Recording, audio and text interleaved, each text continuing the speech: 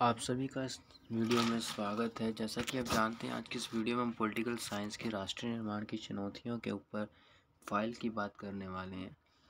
अगर आपको इस वीडियो में कोई भी वर्ड्स जो हैं वो क्लियर ना दिखते हों, अगर आप यूट्यूब पर देख रहे हैं या वीडियो को कहीं से भी डाउनलोड कर देख रहे हैं, तो वीडियो को जूम कर आप जो है वर्ड्स को क्लियरली देख सकते हैं। सबसे पहला पेज, जैसा कि आप जानते हैं, कवर के ऊपर हमको कुछ सजावट करनी होती है, डेकोरेशन करनी होती है। तो सबसे फर्स्ट पेज के ऊपर जो है आप ऐसे पॉलिटिकल साइंस प्रोजेक्ट वर्क लिख सकते हैं।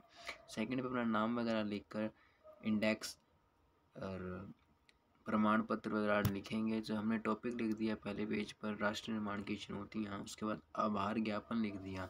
अगर आपको एक क्लियर ना दिखे तो आप इसको जूम कर सकते हैं।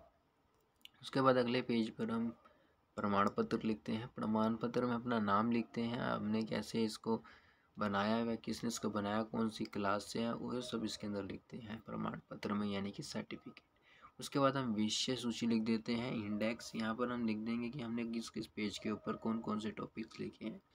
जैसे कि हमने इसके अंदर लिखा है भारत की आज़ादी, आज़ाद भारत, नए राष्ट्र की चुनौतियाँ, आज़ाद भारत के सामने राष्ट्र की जो चुनौतियाँ थी, द्विराष्ट्र सिद्धांत क्या है, विभाजन की प्रक्रिया क्या थी, विभाजन से जुड़ी समस्याएं कौन कौन सी हैं, शरणार्थियों की समस्या, रियासतों के विलय की समस्या, मणिपुर की समस्या, हैदराबाद की समस्या, राज्य पुनर्गठन की समस्या, राज्य पुनर्गठन आयोग क्या था, ये सब हम यहाँ पर लिख रहे हैं। तो एक एक करके हम जो है पेज को देखते चलते हैं। तो ये हमारा परिचय हो गया कि इस फाइल के अंदर हमने मेनली क्या लिखा है। तो हम इसको अगर बुकों में देखें तो प्रस्तावना में भूमिका के आधार पर भी हम इसको वर्गीकृत कर सकते हैं। तो परिचय में हमने इसके मेनली बता दिया कि इसके अंदर भारत के शुरुआती जो समय था आज़ादी का, उस समय कौन कौन सी चुनौतियाँ थी, चुनाव से रिलेटेड, विकास से रिलेटेड, व लोकतंत्र को स्थापित करने के लिए कौन कौन सी चुनौतियाँ थी, वह सब हमने इसके अंदर लिखा है।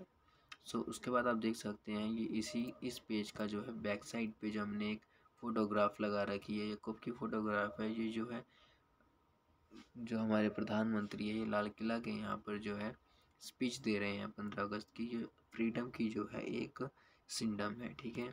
उसके सामने में लिख दिया कि आज़ाद भारत की आज़ादी, भारत की आज़ादी कैसे मिली, कब मिली, ये सब हमने लिखना है कि भारत गुलाम रहा है, फिर यहाँ पर कौन कौन सी समस्याएं रही हैं, या कब इसको आज़ादी मिली। यहाँ पर जब अपने प्रथम प्रधानमंत्री जवाहरलाल नेहरू थे, उन्होंने भाग्य वधु से चिरपरिचित भेंट का जो ट्रिस्टी विद डेस्टिनी नामक एक भाषण दिया, उसके बारे में लिखा, उसमें उन्होंने क्या कहा, इसका क्या अर्थ है। तो ये सब हमने इसके अंदर लिखा है। सेकंड पेज के अंदर हम क्या लिखते हैं, ये जो आपको फोटोग्राफ दिख रही है, ये हमने भारत की आज़ादी के बैक साइड पर लगाया है, ठीक है। आज़ाद भारत में नए राष्ट्र की चुनौतियाँ कौन कौन सी थी, एकता एवं अखंडता, लोकतंत्र की स्थापना, समानता पर आधारित विकास। तो इन सबको आपने सिर्फ लिखना ही नहीं है, पढ़ना भी है। फिर से मैं कह रहा हूँ, अगर आपको ये वर्ड्स क्लियर ना दिखे तो आप वीडियो को जूम कर सकते हैं। इन सबको याद करना है, एक बार आपको इसको रीडिंग भी कर लेनी है, उसके बाद ही जो है आपने इस टॉपिक पर वीडियो बनानी है, फाइल बनानी है। उसके बाद हमने लिख दिया द्विराष्ट्र सिद्धांत, और कुछ हमने ये बुक से प्रिंट आउट निकलवा कर उसकी स्क्रीनशॉट ले ली, और आप इसको ले सकते हैं और अपने फाइल में यूज़ कर सकते हैं। उसके बाद विभाजन की प्रक्रिया क्या थी, कि कैसे जो था सहमति पत्र था, उसका नाम क्या था, इंस्ट्रूमेंट ऑफ एक्सेशन, इन सब के बारे में इसके अंदर लिखा गया है। विभाजन की प्रक्रिया, विभाजन से जुड़ी समस्याएं कौन कौन सी थी। तो जो था हमारे लगभग 80 लाख के समथिंग जो इधर उधर विस्थापन हुआ, वह कई हजार जो लोग थे वो मारे भी गए इस विस्थापन के कारण, वह विभाजन के कारण। तो ये सब जो है समस्याओं के अंदर आ गया। खाद्यान्न की समस्याएं, विकास की समस्याएं, तो ये सब जो समस्याएं हैं, बंटवारे की समस्याएं हैं, बिछड़ने की समस्याएं, ये सब समस्याएं इसके अंदर आ गई। आप एक बार इसको रीड कर सकते हैं। उसके बाद शरणार्थियों की क्या समस्या है, जैसे रिफ्यूजी जो होते हैं, जैसे बांग्लादेश के रिफ्यूजी भारत में आ जाते हैं, जैसे जो पाकिस्तान से जो भारतीय थे हिंदुस्तान आए हुए, हिंदुस्तान से जो भारतीय पाकिस्तान गए, उनकी क्या क्या समस्याएं थी, इन सबको हमने एकजुट कर लिखना होता है।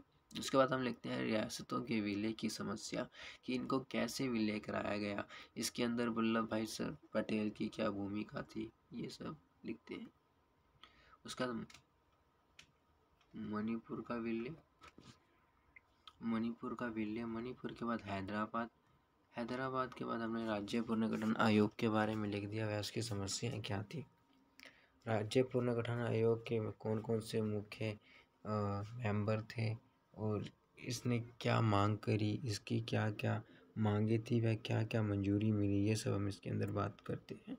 उसके बाद में बिब्लियोग्राफी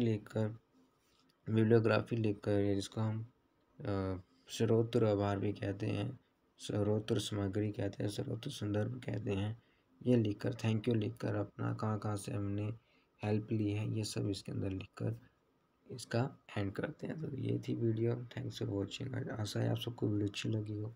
और भी वीडियोस के लिए, फाइल्स के लिए आप हमारे चैनल पर चेक कर सकते हैं। Thank you.